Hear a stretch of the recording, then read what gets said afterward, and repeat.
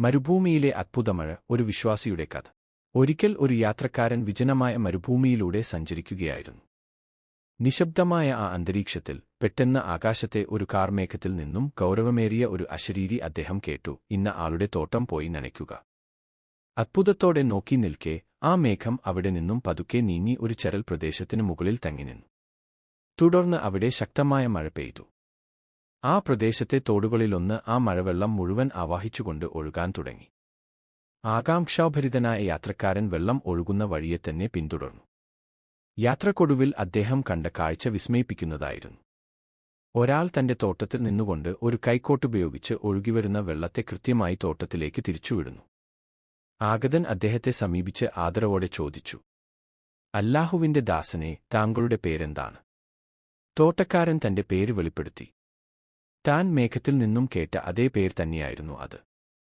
തോട്ടക്കാരൻ തിരിച്ചു ചോദിച്ചു, അല്ലാഹുവിന്റെ ദാസനെ, എന്തിനാണ് താങ്കൾ എന്റെ പേര് അന്വേഷിക്കുന്നത്?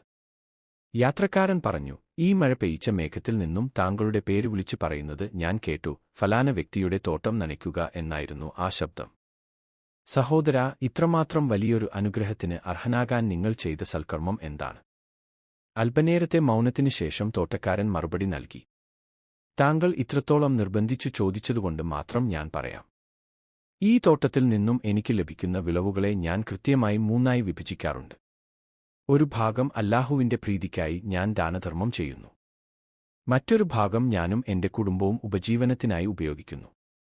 മൂന്നാമത്തെ ഭാഗം അടുത്ത കൃഷിക്കായി വീണ്ടും ഈ മണ്ണിൽ തന്നെ നിക്ഷേപിക്കുന്നു. പാഠം: സ്വന്തം അധ്വാനത്തിൽ നിന്നും ഒരു വിഹിതം പാവങ്ങൾക്കായി നീക്കിവെക്കുന്നവനെയും കുടുംബത്തിന്റെ ഉത്തരവാദിത്തങ്ങൾ ഭംഗിയായി നിറവേറ്റുന്നവനെയും അല്ലാഹു സ്നേഹിക്കുന്നു. അത്തരക്കാരുടെ ആവശ്യങ്ങൾ നിറവേറ്റാൻ പ്രകൃതിയെപ്പോലും അവൻ സജ്ജമാക്കുമെന്ന വലിയ സന്ദേശമാണ് ഈ ഹദീസ് നമുക്ക് നൽകുന്നത്.